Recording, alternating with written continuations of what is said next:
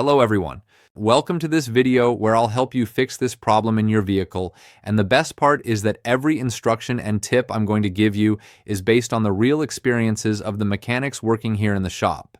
When the LTA malfunction message shows up in a Toyota, the first thing that comes to your mind is, did I just break something expensive? But relax, your car isn't rebelling, and the technology isn't quitting its job.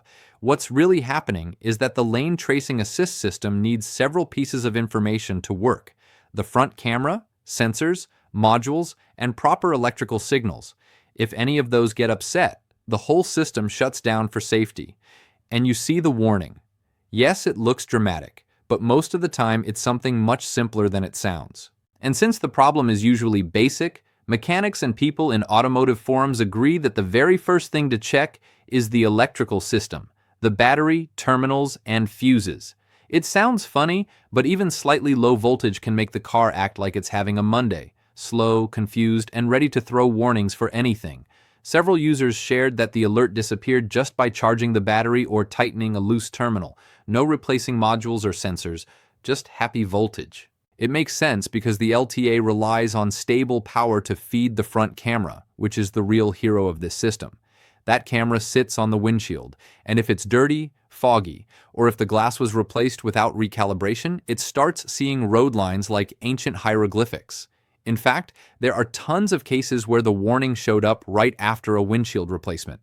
The solution for that was recalibration, basically giving the car new glasses so it can see straight again. But if everything looks fine on the outside, good battery, clean windshield, nothing out of place, then we move to the next step: the trouble codes. A scanner will tell you if what failed was the camera, the radar, a wheel speed sensor, or even the communication between modules. It's like asking the car to confess who's lying in the internal WhatsApp group its computers use. Here's where the forums get interesting. Lots of people discover that aside from the LTA message, they also have communication-related issues, especially CAN communication, meaning a module or wire stopped talking to the others. This often happens due to moisture in a connector, a loose fuse, or even because someone installed a dash cam that's stealing power from the wrong spot. And yes, some people removed a USB accessory and the warning magically disappeared. Now, if the scanner shows errors directly in the front camera or the module that controls it, that's when software updates come in. Toyota releases TSBs, service bulletins, explaining that certain models need module reflashing to correct factory bugs.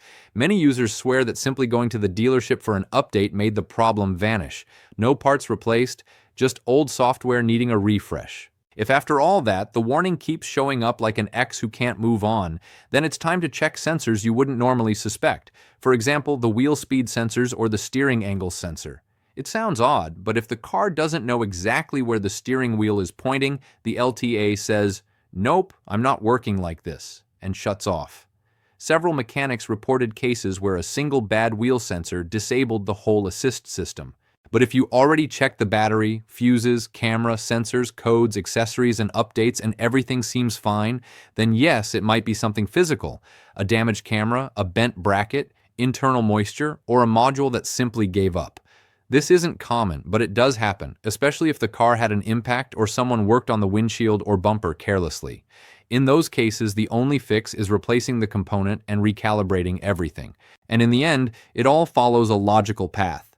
The car detects an error. It disables LTA. You see the warning. You check the battery. You check the camera. You check the codes. You rule out sensors and communication. And only after all that do you consider damaged parts. Just like when your Wi-Fi stops working. First the modem, then the cables, then the restart. And if nothing works, you finally call the company. The important thing is to stay calm.